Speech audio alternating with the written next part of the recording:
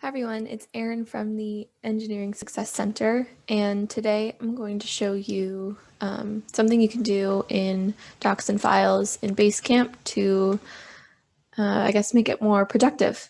So, as you can see, you can create different folders. You can use this to organize your group's documents as you would right on your computer.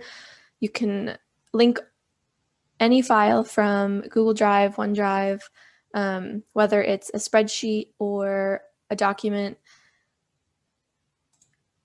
You can also create a document right in Basecamp. So if you click Start a New Doc, you can type out a title. So I'll just call this one Test.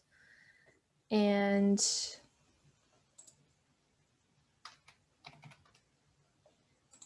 you can post it, and it just looks like almost like a message.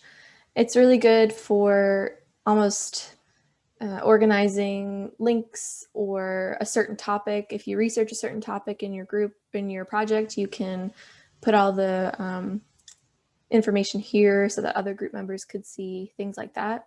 And I'm sure you already know that you can change colors and stuff, so you can organize it